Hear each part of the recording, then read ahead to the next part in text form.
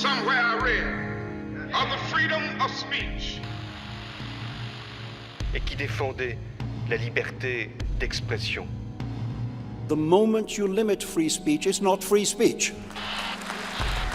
Somebody will say, oh, freedom of speech, freedom of speech. These are foolish people. Welcome to Clear and Present Danger, A History of Free Speech, by Jakob Mshangama.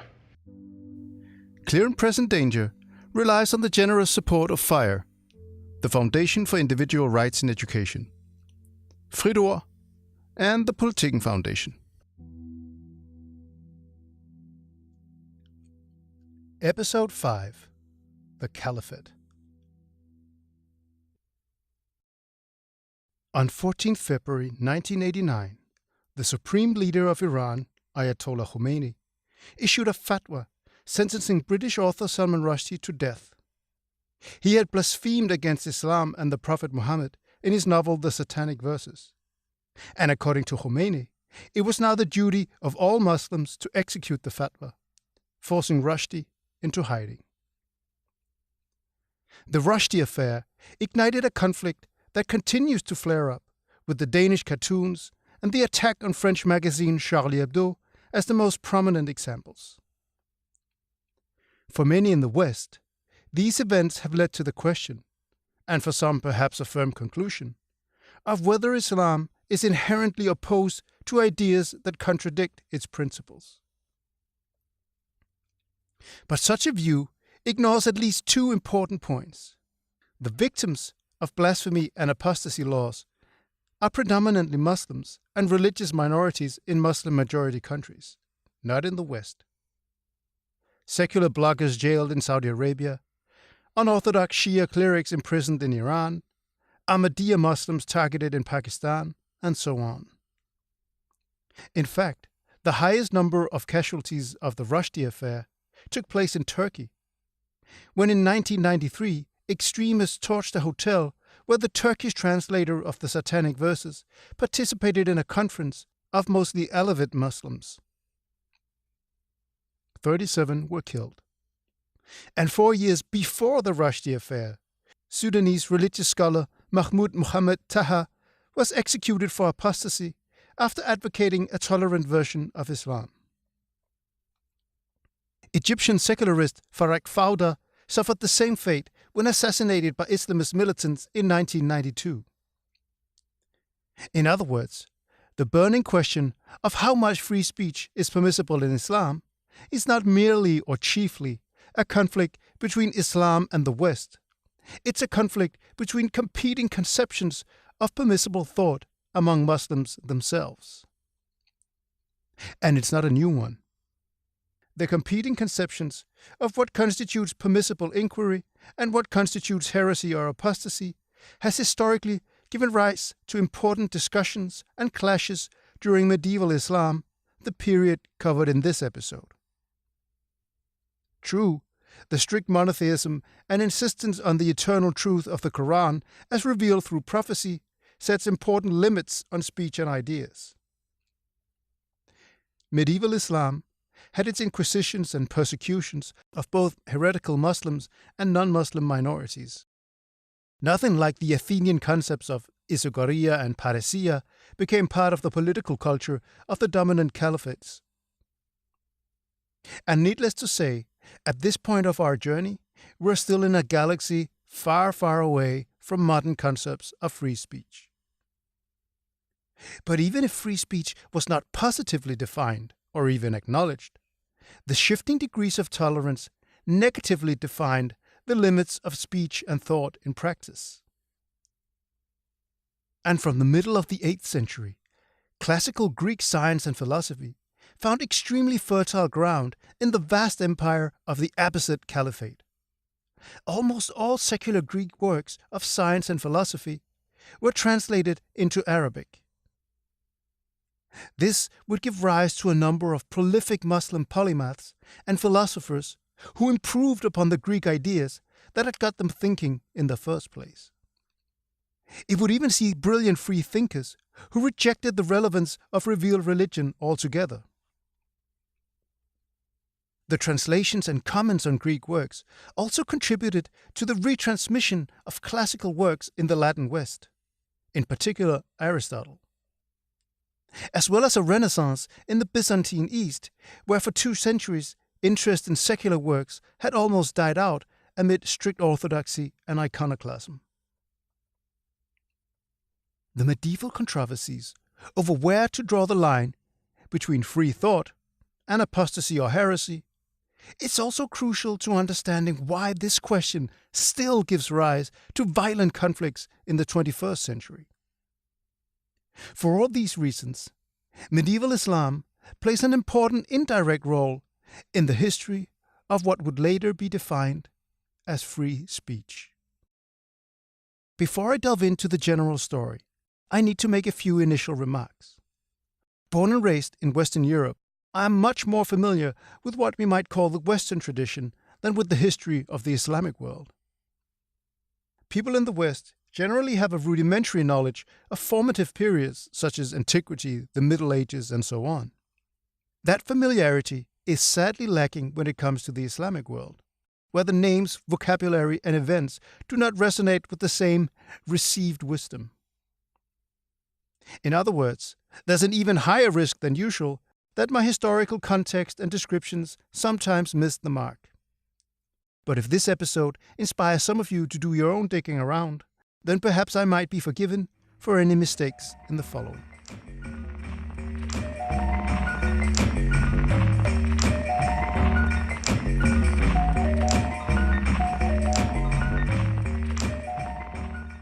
The Prophet Muhammad died in 632 AD. Upon his death, the new faith of Islam would spread out from the Arabian Peninsula and conquer all before it at breakneck speed. About a century later, Islam was a state religion in the now extinct Sasanian Persian Empire, as well as huge parts of what had belonged to the Byzantine Empire. But despite the incredible success, all was not well. There had been serious schisms, or fitnas, along the way, owing to fundamental disagreements on who should be the successor to the Prophet. Schisms that brought sectarianism and division within the House of Islam, at a time when what Islam actually meant was still being debated. Some of these divisions would never be healed and grew permanent, such as the split between Sunni and Shia Islam. In 661, the Umayyads won a Muslim civil war and established the Umayyad dynasty, whose capital was in Damascus in modern-day Syria. Orthodoxy was not authoritatively defined along the lines of a, say, Nicene Creed or by an official religious institution as we knew it from Christianity. So the red lines would change depending on the specific theological inclination of the caliph, based not least on which ideas might threaten his position. And around 684, the Umayyad Caliph Abd al-Malik would establish the first attempt to suppress heretics. What particularly worried Abd al-Malik and his later son Hisham Abd al-Malik was apparently religious scholars emphasizing the concept of free will. That doctrine undermined the idea of predestination central to the legitimacy of the Umayyads. Among the victims was an ascetic whose dreams were a little too vivid for his own good. He saw visions of Satan, and instead of blaming it on too much spicy food, he concluded that he was a prophet. There may not yet have been agreement on all central doctrines of Islam at this point, but prophecy was not to be messed with. Muhammad was, after all, the seal of prophets, and so around 699 the dreamer was crucified. In 724, Hisham Abd al-Malik got the top job. He made an unmistakable example out of a religious scholar who apparently denied the truthfulness of the interaction between God and Moses. But instead of crucifying him like other heretics, he was saved for a special occasion, the feast of ritual sacrifice where lambs are slaughtered. In front of a huge crowd, the scholar was bled to death in an allusion to God's command that Abraham sacrifice Isaac, only to have an angel interfere at the last moment. We don't know whether the victim cried out to God for help, but if so, his executors might well have retorted, "Oh, what's that? Oh, now you believe God can talk to humans. The Umayyad persecution of heretics may well have paved the way for a more famous Islamic Inquisition that took place once the Umayyads were swept from power by the Abbasids in 750. The Umayyads had based their rule on Arab kinship, discriminating against the many non-Arab Muslims under their rule. The Abbasids built their claim to power on a more egalitarian and inclusive model, where Islam, not ethnicity, was decisive. This secured the support of local Muslims from the province of Khorasan, comprising northeastern Iran and most of Central Asia. As we shall see, the Khorasan province would play an important role in the intellectual life of the Abbasid Caliphate. Accordingly, non-Arab Muslims, not least the many Persians, could claim a stake for themselves and climb the ladder of socio-economic prestige. And while this inclusive model cultivated support from broader constituencies of the Ummah, the fellowship of believers, it also increased the danger of inviting fifth columns of insincere Muslims into the Caliphate's bureaucracy. This created a certain paranoia, fueling the first Abbasid Mina, or Inquisition, aimed at the Zanadika. Zandaka was originally a Persian term for Manichaeans, the followers of a dualist religion founded by its prophet Mani around 240 AD. You might remember that Manichaeans were persecuted by both the pagan emperor Diocletian and Christian emperors like Theodosius. And in 780, the mantle was picked up by Abbasid Caliph al-Mahdi. His target was mainly Persian Muslims who had converted from Manichaeism, but were thought to be fair-weather Muslims, and whose hidden loyalty was a threat to the religious and political order of the Caliphate. Though some argue that political reasons weighed heavier than religious ones. 4.5 centuries before the first papal inquisition in 1231, al-Mahdi appointed a master of heretics to supervise the Zandaka trials. Suspects were interrogated. If found guilty, they were given the chance to repent or risk execution. The number of persons interrogated is unknown, but it came to affect both Arabs and Persians, including writers, poets, and civil servants. The persecution was formally terminated by Caliph Harun al-Rashid in the 780s. But as happens so often with inquisitions, mission creep set in, and Zandaka came to denote a more general form of heresy, which could include showing a lack of respect towards the Sharia, the Islamic law, or too daring forms of free thinking that would affect writers, poets, and others during Abbasid times. But the Zandaka Inquisition was not a general attempt to develop and enforce a rigorous orthodox version of Islam, which at this time was still in flux. According to traditional Muslim historiography, it was only in 644 that the compilation of an authoritative Quran had been initiated. And from the 8th to the 10th centuries, there was a lively theological debate between different schools of Islam. These schools competed among themselves as to who could offer the most persuasive and authoritative interpretation of the Quran and Sunnah, the sources of Sharia law. This was also the time when the 4 major Sunni schools of Islamic law, Hanafi, Shafi, Hanbali, and Maliki, would develop. Key to these schools was the interpretation of hadiths, authoritative accounts of the Prophet's example, which would also be collected and edited in this period. The different theological schools did not have the power to enforce their version of orthodoxy, so the frequent insults and accusations of heresy or improper innovation they hurled at each other did not translate into persecution, unless the caliph sided with one school or the other. That's exactly what happened in 833, when Caliph al-Mamun forbade opposition to his preferred doctrine that the Quran was created rather than the uncreated word of God. The former was a central tenet of the Mutasilite school of thought that had a more rationalistic and allegorical approach to Islam, and included an emphasis on free will. The opposite view was championed by what we may call traditionalists among the ulama, specialist scholars of religious law. So ironically, Ma'mun would claim as the only permissible truth doctrines that had been a red line for the Umayyads, a perfect example of the red line shifting according to political expediency. Elevating the Quran to the uncreated word of God would strengthen the role of the ulama, while a more rationalistic approach would leave room for religious arguments outside the Quran and Sunnah. This meant more wiggle room for the Caliph, including his emphasis on pagan Greek learning and falsafa, the Islamic term for philosophy, as we'll explore shortly. Al-Ma'mun first presided over the interrogation of judges and witnesses who were forced to swear allegiance to the new doctrine. Then he ordered the inquisition of new waves of suspects, including jurists and theologians. Dissenters were forced to publicly recant or risk imprisonment, flogging, or even execution.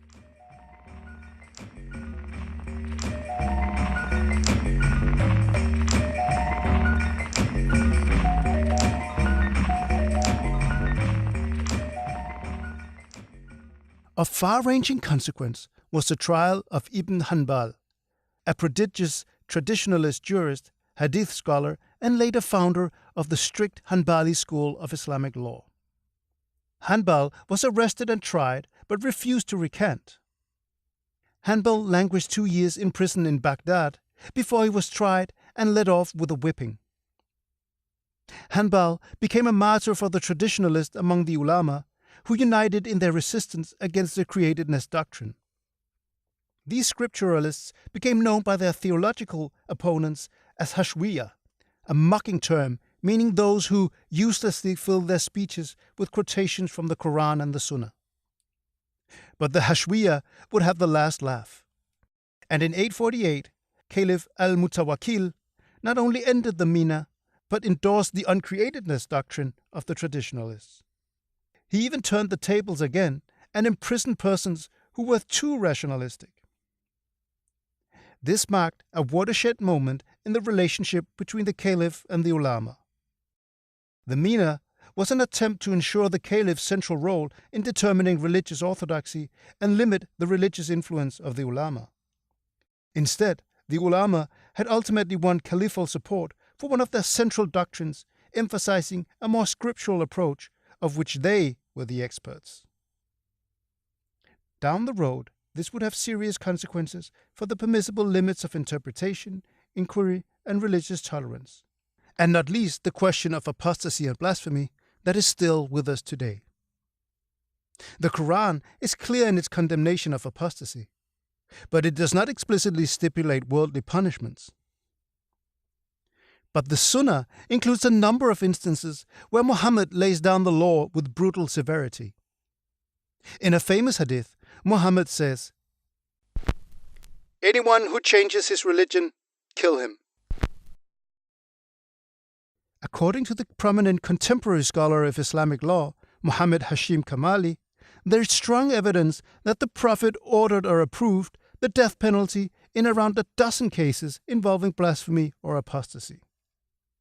In one account, the Prophet ordered 2 slave girls executed for attacking him in poetical songs, which seems to have been a particularly sensitive issue for the Prophet and his followers. Kamali argues that in many of these cases, blasphemy or apostasy were combined with other crimes or general vilification of Islam and carried out amidst what today we'd call a national security crisis, when the Muslim community was at war and allies left the fold of believers. Hence, these draconian punishments should be seen as responding to high treason as much as for religious transgression. We recognize that idea from the Theodosian Code that expanded treason laws to cover religious crimes. But killing girls for singing seems quite a stretch to justify under any circumstances. The reliability of these sayings are probably impossible to resolve, and some argue they were invented to suit the agenda of later rulers who needed prophetic blessings for their repression of dissent. Whether in accordance or contravention of the Prophet's example, all the 4 dominant Sunni schools of Islamic law agree that apostasy is punishable by death. And to complicate the issue further, blasphemy is often seen as constituting automatic apostasy, without any clear definition of this crime. A 13th century compendium of Hanbali jurisprudence includes the following expressions as apostasy: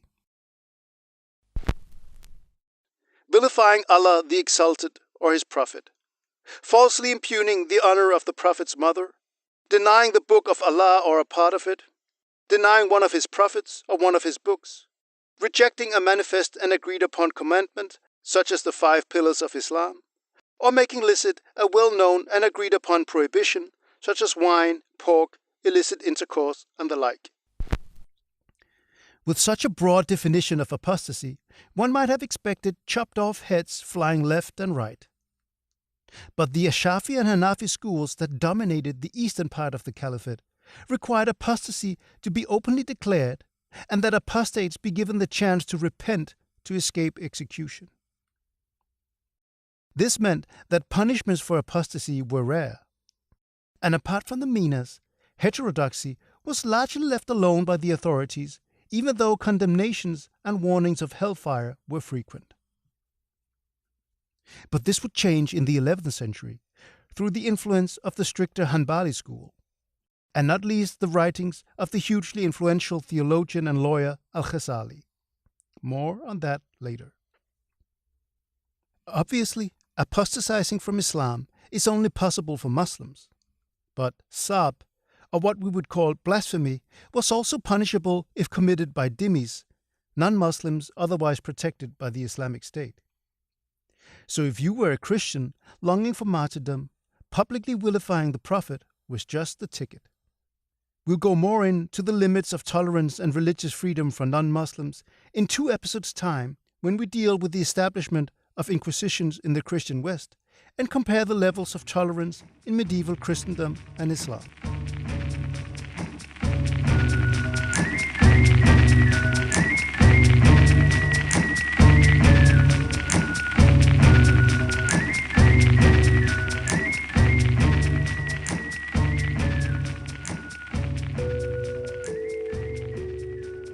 Okay, so we've seen the perhaps not so surprising fact that religious autocrats crack down on political and religious dissent.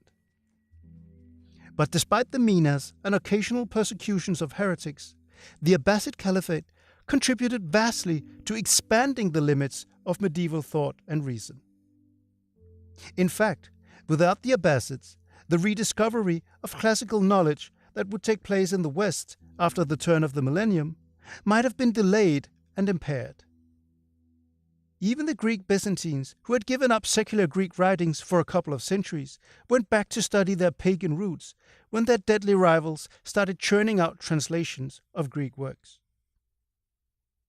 For though there were limits on dissent, knowledge and science would be prized by a succession of Abbasid Caliphs, as well as some of the rulers who acknowledged the Caliph's power only in name when the Abbasid Caliphate became more of a loose commonwealth. A 13th century source claimed that Caliph Omar destroyed the great library of Alexandria when conquering the city in 642. Omar supposedly ordered all the books burned, since they would either contradict or agree with the Quran, and thus were either heretical or superfluous. But this is a myth. In fact, the eventual Abbasid successors of Caliph Omar would make the translation and ideas of Greek secular books part of the very ideology of their rule. And thereby, they contributed to saving, restoring, spreading, and improving upon the classical heritage. Al-Mansur was the second Abbasid Caliph and ruled from 754 to 775. But in many ways, he was the founding father of the Abbasid Caliphate. It was he who built Baghdad as the new capital in the early 760s. He was also the founding patron of the so-called Greco-Arabic translation movement, commencing in the middle of the 8th century. According to Yale professor Dimitri Gutas, by the end of the 10th century, almost all scientific and philosophical secular Greek works that were available in late antiquity, including such diverse topics as astrology, alchemy, physics, mathematics, medicine, and philosophy, had been translated. This included works of Greek luminaries such as Galen, Euclid, Ptolemy, Plato, and Aristotle. The multi-ethnic and multi-religious character of the empire was of key significance to the culture sustaining the translation movement. In the Khorasan region, different cultures and religions had lived together in relative peace and created a culture of curiosity and open-mindedness prior to the Arab conquest. And by conquering former Byzantine lands, the Arabs had also gained control over massive holdings of Greek literature. Helping the translation movement was new paper technology arriving from China. And even more importantly, Arabic became the new lingua franca, which helped spread the new ideas and knowledge far and wide. Without the active participation of religious minorities, the translation movement could not have taken place. Nestorian Christians played a key role in translating Greek writings from Syriac into Arabic. Zoroastrian Persians were also instrumental in translating Greek works that had already been translated into Persian. And they also translated into Arabic Indian works on astronomy and mathematics from Sanskrit. It was a conscious top-down decision on part of Caliph Mansur and his successors to initiate a translation of secular Greek works. But it would enjoy broad support and patronage from within the elite of Abbasid society. Initially, the caliphs were mostly interested in astrology, which was seen as a science. And with the right interpretation, it could be used to demonstrate that God himself had determined that the Abbasids were the rightful commanders of the faithful. The Abbasids were also interested in applied and useful science, and soon translations of philosophy needed to argue and defend specific government or religious policies would follow, not least based on Aristotle.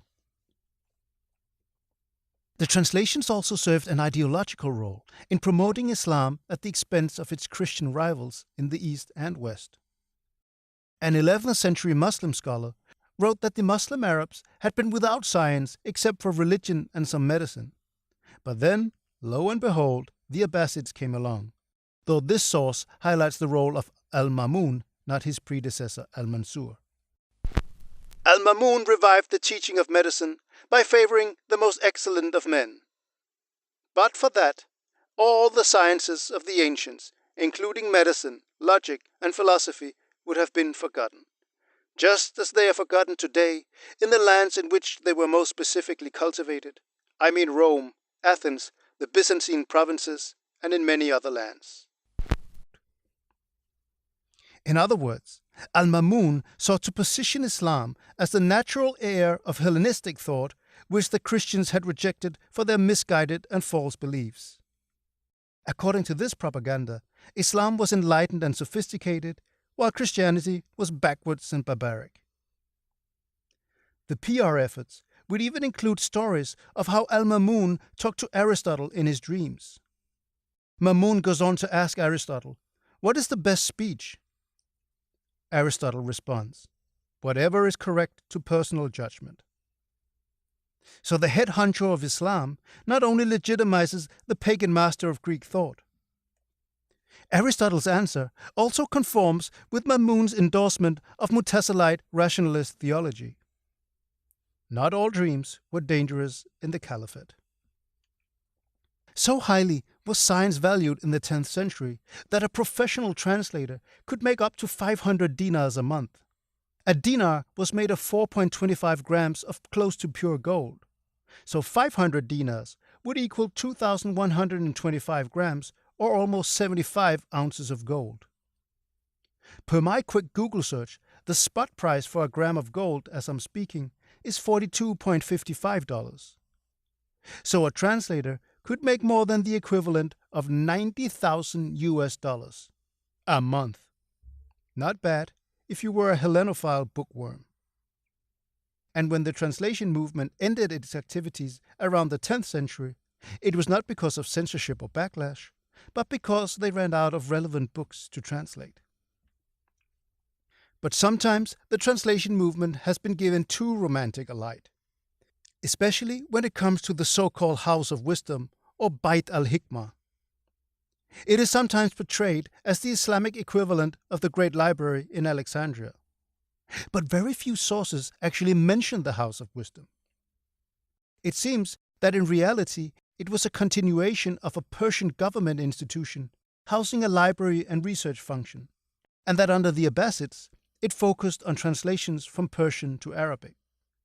So no, the House of Wisdom would not have been a research lab where Greek books were stored, translated, and researched. There were also works that didn't make the cut.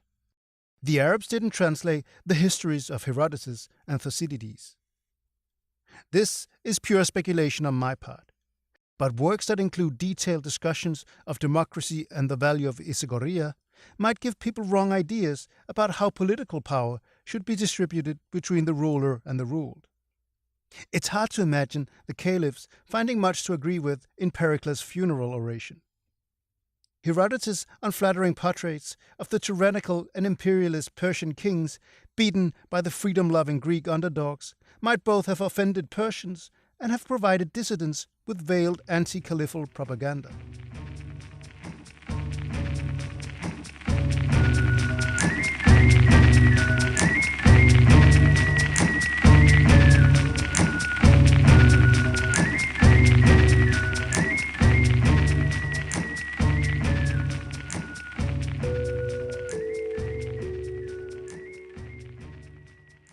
Okay, so the Abbasids translated a lot of Greek works of science and philosophy. But anyone can imitate. What did the Arabs contribute themselves? Quite a bit, in fact. The list of outrageously gifted polymaths mastering disciplines such as medicine, astronomy, geography, and philosophy is long. Although, while most of these thinkers were Muslims, many were ethnically Persians or Central Asians writing in Arabic.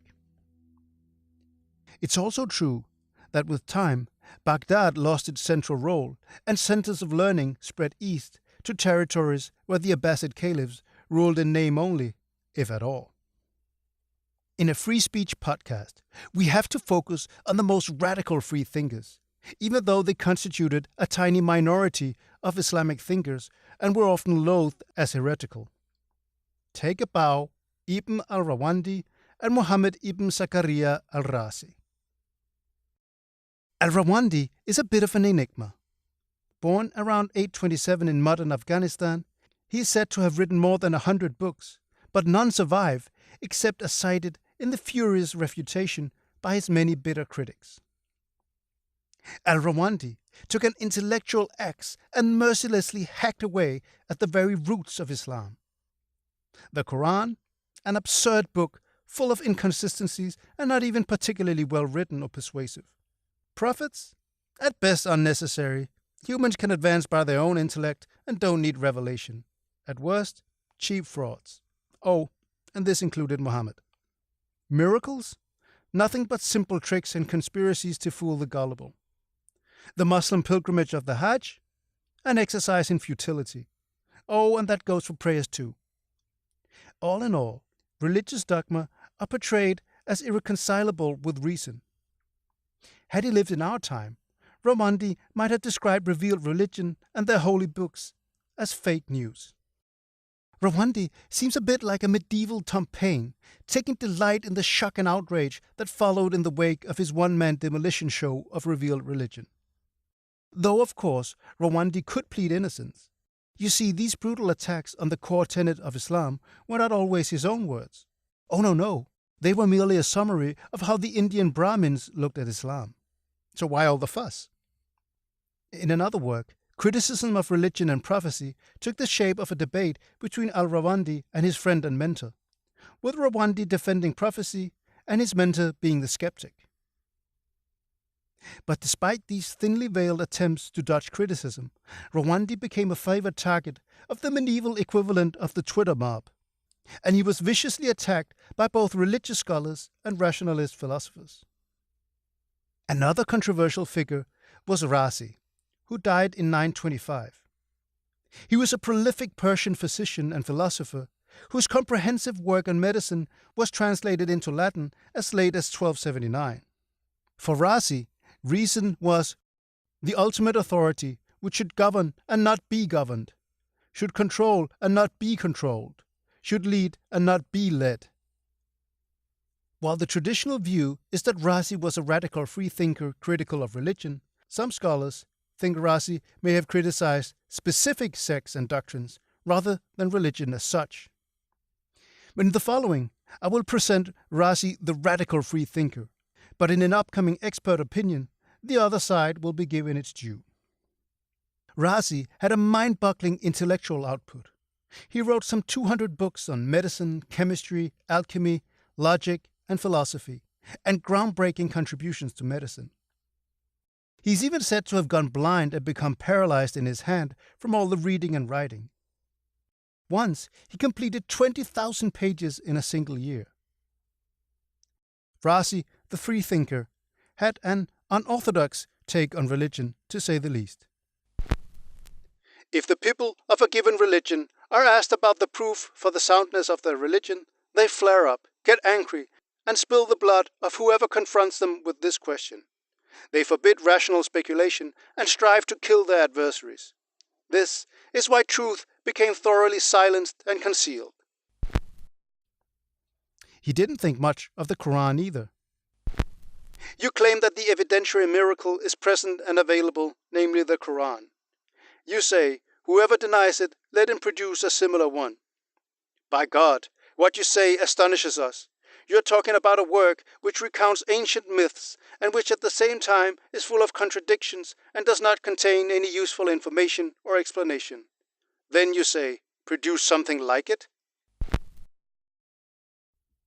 But Razi also explicitly defends what to modern ears sounds almost like a fundamental right for humans to think for themselves, regardless of authority, religious or secular. Despite his huge respect for Galen, the ancient Greek master of medicine, Razi found it necessary to criticize his source of inspiration. The arts of medicine and philosophy will not support subordination to leaders and automatic acceptance of what they say, nor treating them leniently and refraining them from thorough examination of their claims. For those who insisted that the authority of masters like Galen be accepted unquestioningly, Razi had a blunt reply. I do not count him as a philosopher, for he has cast the philosopher's way behind his back, and has adopted the multitude's way of conforming with the leaders and refraining from criticism of them. The philosopher's way has always consisted of veneration of the leaders together with relentless critical examination with no leniency. Razi's razor cut right through decaying ideas as well as tissue. How did these freethinkers escape persecution? Well, the fact that their controversial works have not survived hints that they probably didn't escape censorship.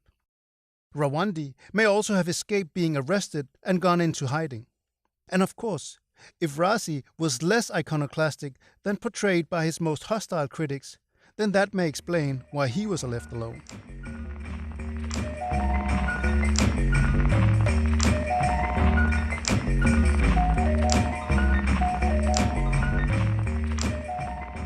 As mentioned, Al-Rawandi and Razi were not mainstream thinkers of their day. And according to scholar of Islamic thought Sarah Strumsa, their radical free thinking was even unique to Islam among the monotheistic faiths of the time. So it would be wrong to think that the many other great Muslim polymaths of the era were atheists who saw an irreconcilable barrier between reason and religion. In fact, several of them went out of their way to demonstrate just how Islam and reason went hand in hand, much like Aquinas would bridge reason and Christianity. We don't have the time to explore all these polymaths and their scientific and philosophical achievements, which is a convenient way for me to avoid exposing my superficial knowledge of these great thinkers. But we must give a brief mention of some of the giants, like the philosopher of the Arabs, Al-Kindi. Kindi expressed an open-mindedness that comes tantalizingly close to recognizing free speech. We ought not to be ashamed of appreciating the truth and of acquiring it wherever it comes from, even if it comes from races distant and nations different from us. For the seeker of truth, nothing takes precedence over the truth, and there is no disparagement of the truth, nor belittling either of him who speaks it or of him who conveys it. The status of no one is diminished by the truth, rather does the truth ennoble all. Al-Farabi was known as the second master. Only Aristotle ranked above him. Farabi actually discussed democracy and found that it possessed certain merits. Not to mention Biruni, who excelled in fields as diverse as astronomy, mathematics, history, and geography. But perhaps no one towers above Ibn Sina, also known as Avicenna. He not only became the most influential philosopher of his time, but, close your ears, disciples of Aquinas, perhaps also of the entire medieval period, shaping philosophy in Islamic, Christian, and Jewish thought. He also wrote the Canon of Medicine, translated into Latin, and for centuries one of the most influential medical works in Europe. Oh, and Ibn Sina also used his reasoning to demonstrate God's necessary existence, though the jury may still be out on that. If you want a more convincing introduction to Islamic thought than my hatchet job, I highly recommend Peter Adamson's excellent podcast, The History of Philosophy Without Any Gaps, which covers this territory in depth. And it just so happens that Peter Adamson will soon be joining us for an expert opinion on freethinkers in medieval Islam and Christendom, where, among other things, he will do his best to ruin Razi's bad boy reputation as a radical freethinker.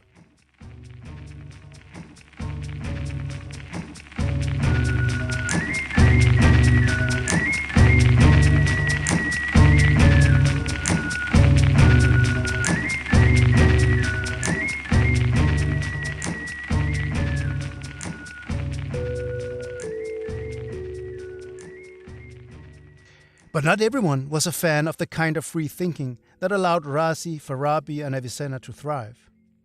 Although the Caliph's power had been clipped, the early part of the 11th century saw Caliph al-Qadir seek to establish an orthodox Sunni creed inspired by the Hanbali school, which ironically was founded by the former prisoner of conscience, Ibn Hanbal. Heretics were purged, and heavy-handed censorship of rationalists and their writings introduced. Specifically, the Caliph declared that anyone who advanced the createdness doctrine of the Quran was an apostate who could be killed.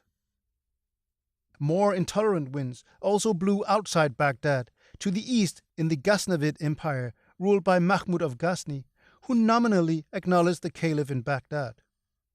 Mahmud took to crucifying, imprisoning, and exiling those whom the Caliph had designated as being beyond the pale.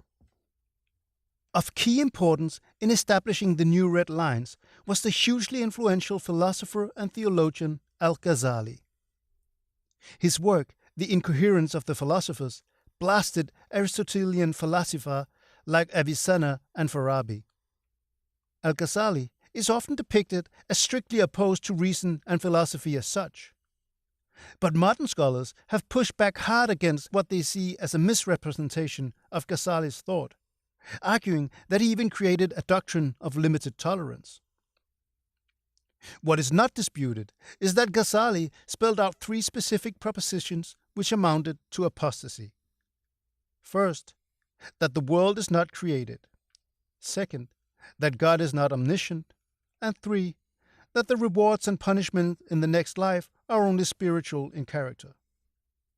He would later add manifest rejections of monotheism to the list. So dangerous were these ideas that philosophers and theologians who advocated them should be killed with no chance to repent. In other words, Ghazali, also a judge, expanded the scope of apostasy laws to heterodox ideas among self-proclaimed Muslims who believed differently than Ghazali's idea of orthodoxy. Ghazali may have reserved the death penalty for very specific instances of apostasy and left the rest up to God. But the development towards hardening and widening apostasy laws went ahead with long-term consequences for tolerance and freedom of thought. Free thinking that outright rejected prophecy and grounded knowledge and truth in human reason instead of revealed religion seems to have withered away. The more restrictive approach also helps explain why there were occasional executions of apostates in some Muslim countries as late as the 19th and even the 20th century, as we saw with Mahmud Muhammad Taha in Sudan. It also explains why some Sunni scholars and organizations agreed with Khomeini's fatwa that Rushdie, having been born a Muslim, could be killed as an apostate without a trial or the opportunity to repent for having vilified the Prophet. Farag Fauda, who like al-Rawandi used irony and sarcasm in his rejection of religious dogmatism, was killed by jihadists in 1992. It followed a fatwa by religious scholars at the Al-Azhar Islamic University, branding him a blasphemer. In an ironic twist, the influential Egyptian religious scholar named, you guessed it, Muhammad al-Ghazali, would in the spirit of his medieval namesake defend the assassination of Fauda, arguing that others had to do the dirty work when the state refused. And even today, 13 Muslim-majority countries formally punish apostasy or blasphemy with the death penalty, though executions are very rare.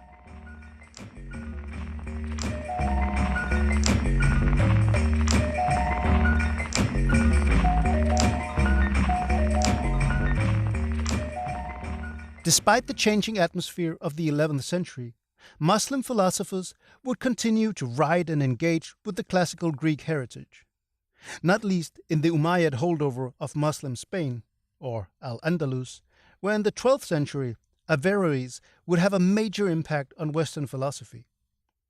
Averroes would launch his own attack on Ghazali, ingeniously called the incoherence of incoherence. More on Al-Andalus in 2 episodes' time. While a shadow of its former self, the Abbasid Caliphate would live on until 1258, when the Mongols destroyed Baghdad, including its many libraries with their precious books. It was said that so many books were thrown into the Tigris River that the water turned black from all the ink that was washed away, along with untold treasures of knowledge, science, and philosophy.